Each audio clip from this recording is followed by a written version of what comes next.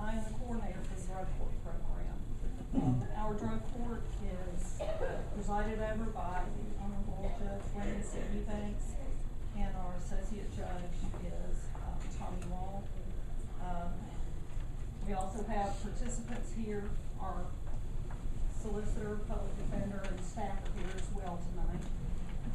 Our drug court was established as an alternative to incarceration for those whose criminal activities appear to be fueled by their involvement with substances. The program was designed to reduce substance abuse and criminal recidivism. It is a treatment-based program, and one of our best tools to see what our effectiveness and our progress is drug testing. We do over 2,000 drug tests a year, and right now for this past year, we're sitting at about 98% drug-free, which is very good. Our participants are in this program for a minimum of 14 months. They're expected to participate frequently in treatment. They also maintain employment. They get their GEDs. They repay restitution to the victims of their crimes. They also comply with all areas of their contract, and they perform countless hours of community service every month.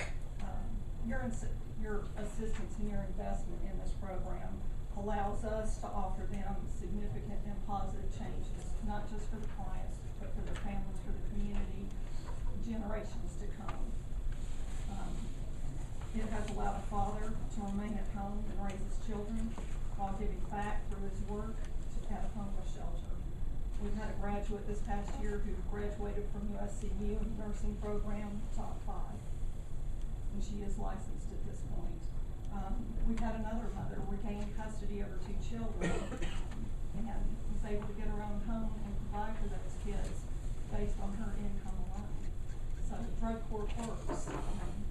We're asking for $30,000 from the city of Spartanburg again this year.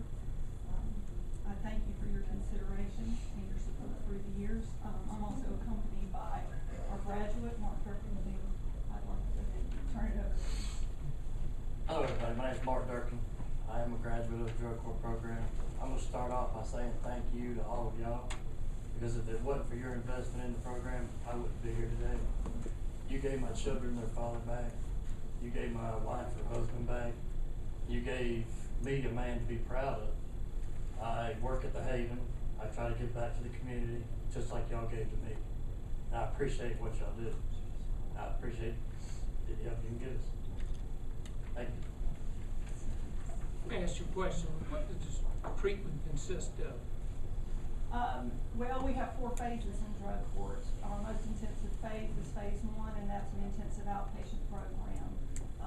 We focus on addiction treatment, recovery skills. We also focus a great deal on criminal addictive thinking patterns, so that we can work on both of those, and they resemble each other quite a bit. So a lot of the same thinking patterns that we're talking about exist for both criminal thinking and addictive thinking. Any questions? Judge Eubanks still over there?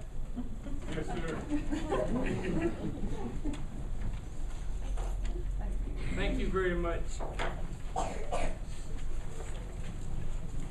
Judge, would you like to say something? I would like to say thank you too, Mr. Mayor and members of council. We could not make it without the assistance of this body, and we just are even more grateful. Keep up the good work. Thank you. Thank you, sir. Operation Restoration.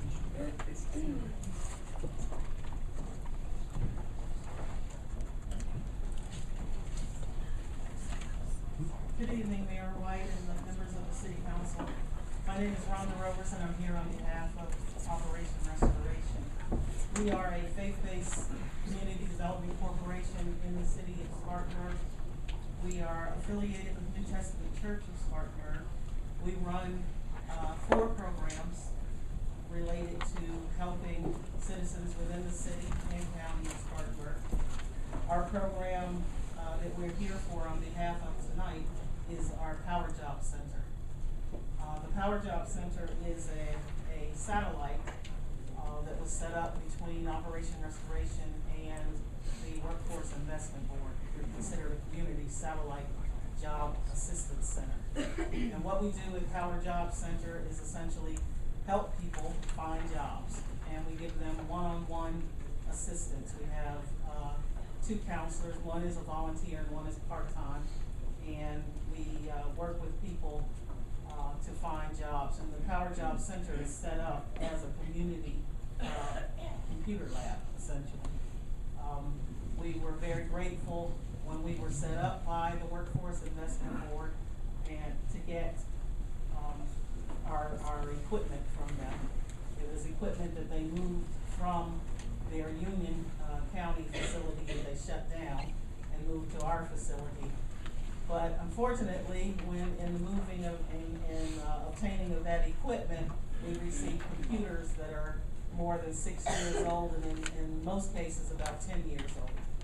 So the computers that we used, even though we've had a technician do as much as he could to them to make them operate on our wireless internet system, they're a little old, and so what happens generally is that as a client may be in the middle of filling out an application, that application may have to be done 3 times or maybe 4 times because the computers will drop their signal or just not function properly because of their age.